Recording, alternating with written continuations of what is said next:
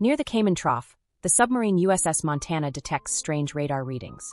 Something unusual is approaching, and suddenly the power cuts off. The submarine begins shaking as its hydraulics fail, and the crew switches to auxiliary power to regain control. Unfortunately, it's too late. The submarine crashes into rocks, causing significant damage and sparking a fire. The crew loses control of the Montana, and it continues scraping against the rocks, worsening the damage. Water floods the vessel as it sinks deeper into the ocean. Just before the submarine crashes onto the seabed, a buoy is launched, but the entire crew drowns as the vessel floods. Moments later, Dr. Lindsay Brigman and a Navy SEAL team arrive at a ship supervising an underwater drilling platform. The platform will serve as their base of operations to investigate what happened to the Montana. Lindsay had designed the platform, and many of the workers are busy handling submersibles when the boss calls them in to inform them of the mission. The platform owners agreed to assist the government due to their proximity to the sinking site. So the workers' new task is to search the submarine for survivors. Initially, the team is skeptical, but they quickly agree when they hear about the significant bonus pay. Foreman Virgil Bud Brigman protests, arguing that the team isn't qualified, but the boss reassures him that the SEAL team will provide extra protection. As the team prepares for the search, a storm approaches the area. Lindsay calls Virgil to complain, but he ignores her. It turns out they were once married and don't get along. Claiming she knows the system better than anyone, Lindsay insists on joining the mission and pilots the submersible carrying the Navy SEALs down to the underwater platform. Upon arrival, the crew undergoes depressurization. Lindsay warns them to be cautious, as 1 in every 20 people can't handle it without going crazy. SEAL Lieutenant Coffey dismisses her comment, but secretly his hand trembles. Lindsay inspects the platform, pointing out areas that need attention, while Virgil follows her, wondering if she joined the mission because of him. They soon begin arguing again, and in frustration, Virgil throws his wedding ring in the toilet, only to regret it and put it back on. Both teams gather to discuss the plan, reviewing maps of the area. The oil workers joke around, which irritates Coffey, who reminds them that he's in charge. The team then descends into the ocean to search the Montana. After ensuring the area is safe, they launch a remotely operated vehicle, ROV, controlled by Hippie to scan for radiation. Thankfully, there is none, meaning the submarine's warhead is intact. The divers enter the submarine, finding broken equipment and bodies along the way. The hatch at the end of the corridor is stuck, so the team works together to pry it open, causing a body to float out. The oil workers panic, but Coffey reminds them to stay focused. The group splits up to cover more ground, agreeing to return in 14 minutes. Jammer, one of the workers, becomes terrified after seeing crabs crawl out of a body, causing him to have a panic attack. Virgil comforts him and tells him to stay put while he checks the last room. However, after Virgil leaves, Jammer's lights begin to flicker, and he loses radio contact.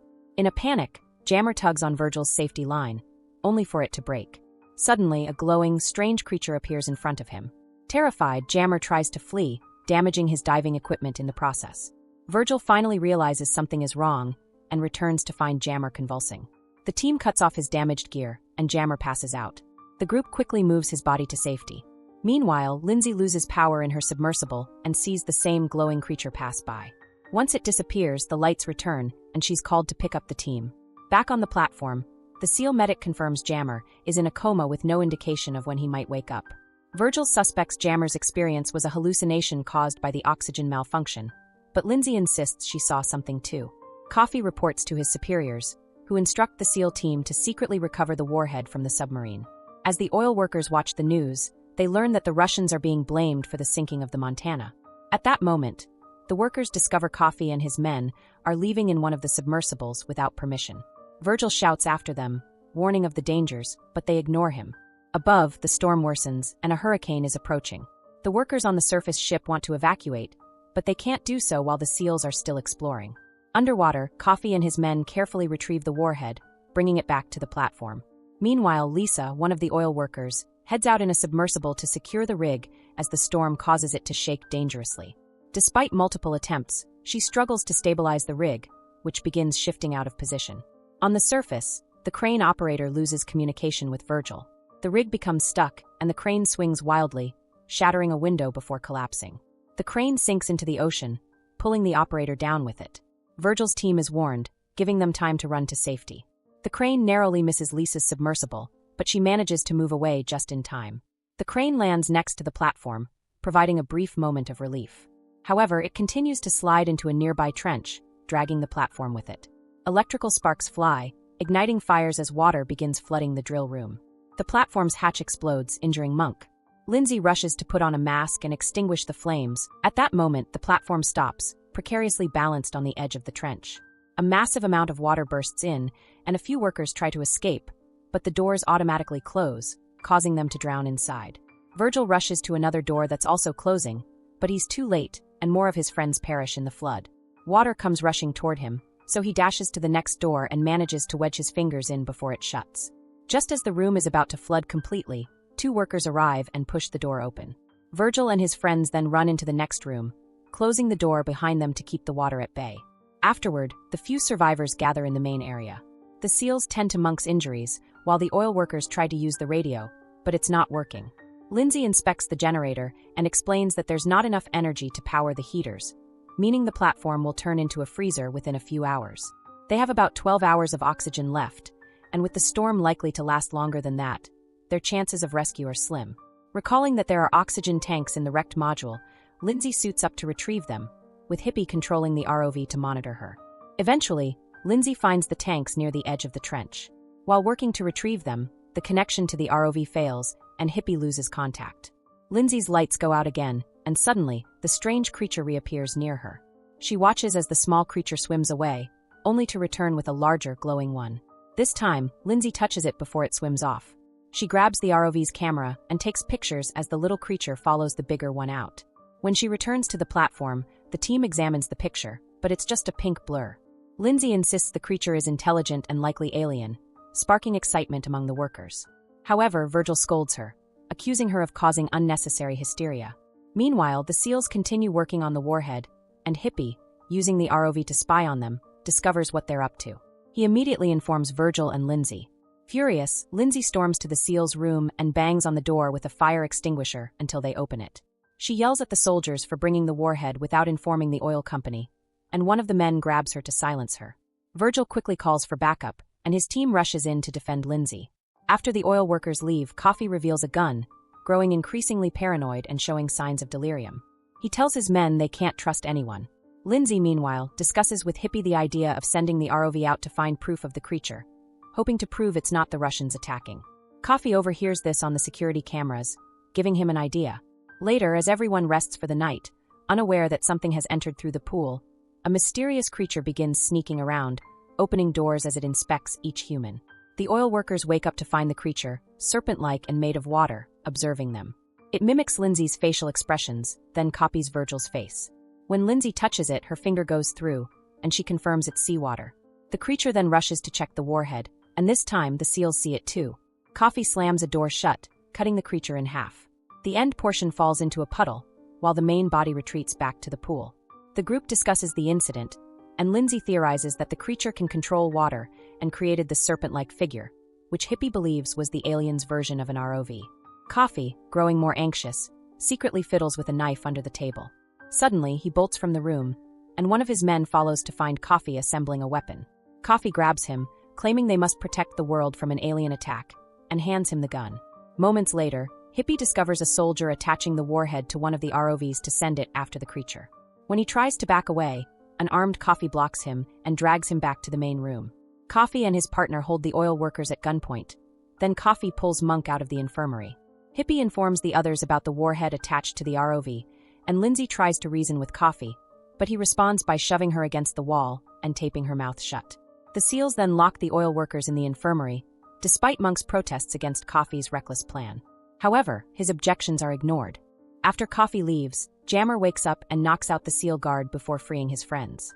When they try to follow Coffee, they discover he's jammed the door leading to the pool.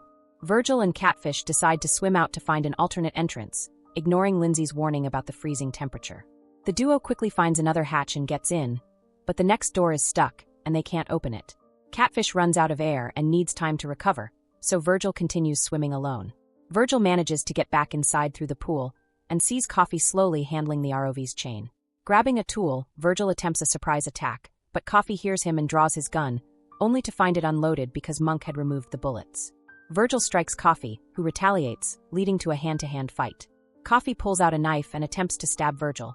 At that moment, Catfish arrives and punches Coffee, who jumps into a submersible with the ROV and the attached warhead. As it descends into the pool, Virgil and Catfish leap onto it, but fail to open the hatch. They quickly abandon it to avoid drowning. Catfish then opens the door from inside and lets the others in, trying to shoot into the water with Monk's gun, but to no avail. Virgil suits up and dives into the pool, grabbing onto Coffee's submersible just in time. He takes a rope from the toolbox and ties it to the ROV, right as Coffee releases it. Swimming back to the platform, Virgil ties the other end of the rope to it, but Coffee retaliates with the submersible's mechanical arm. Coffee crashes the submersible into the platform while Virgil hides. A chase ensues until Lindsay arrives in another submersible, crashing into Coffee's and causing it to catch fire. While Coffee is distracted, trying to put out the flames, Virgil gets into Lindsay's submersible. The ROV continues pulling, and the rope loosens from the platform. Lindsay and Virgil try to grab it, but Coffee hits them with his submersible, causing them to lose the rope. The ROV drifts away into the trench. Coffee then repeatedly rams Lindsay's submersible with his own, but Lindsay smashes into some rocks, causing them to fall onto Coffee's vehicle. This allows her to drag Coffee's submersible along the seabed before finally pushing it over the trench's edge. Coffee gives them a final crazed look before his submersible falls and implodes from the deep sea pressure. However, Lindsay's submersible is also badly damaged, and water begins to flood in. A short circuit leaves the submersible powerless, and they have no radio. Virgil and Lindsay argue over who should wear the diving suit to escape. Lindsay insists that Virgil is a better swimmer, and that he should revive her after she passes out from hypothermia. Reluctantly, Virgil agrees. Lindsay panics as she goes underwater and quickly loses consciousness. Virgil cries out in anguish before swimming back to the platform, using the suit's radio to instruct the others to prepare emergency equipment. As soon as Virgil surfaces, the team rushes to work on reviving Lindsay. The defibrillator fails, and while the others give up, Virgil desperately continues CPR. After several minutes, he slaps her in frustration, shouting at her, and finally she wakes up. Everyone celebrates, but now they have to deal with the warhead. The team suits Virgil up in a special suit. After testing the suit's keyboard for messaging, Virgil dives into the trench, using the ROV to guide him. As he descends deeper, his hands begin to shake, and Lindsay talks to him over the radio to keep him focused. As Virgil's messages become incoherent, the ROV's lights blow out. A shockwave pushes him down faster, and he uses a flare to maintain his bearings. Lindsay continues talking to him, fearing they've lost him, but eventually, a message comes through. Virgil has made it. He is now surrounded by a mysterious light that guides him to the warhead. Monk carefully instructs him on how to disarm it. Virgil cuts the wires, and fortunately, nothing explodes. The team celebrates until they receive bad news. Virgil only has 5 minutes of oxygen left, but the return trip would take 30 minutes. Lindsay pleads with him to try anyway, but Virgil admits he knew this might happen and tells her he loves her. As time runs out, Virgil prepares for the end, but just then, the mysterious light reappears and a creature emerges, reaching out to him. When Virgil grabs its hand, it takes him into an underwater city glowing with neon colors. As Virgil begins to pass out, the creature manipulates the water, clearing the room so Virgil can breathe. More creatures appear and display Virgil's message to Lindsay in the water, explaining why they saved him. At that moment, Virgil's message appears on the screen, saying he has new friends. The platform shakes as the alien city rises from the water, lifting the entire rig with it. On the ship, the crew sees strange readings and rushes outside to witness the alien city emerging from the ocean. Everyone stands in awe as the creature city appears, and they realize they've survived without suffering from decompression. Virgil finally reunites with Lindsay. So that's it. Hope you enjoy the story. Subscribe and press the bell icon for more videos.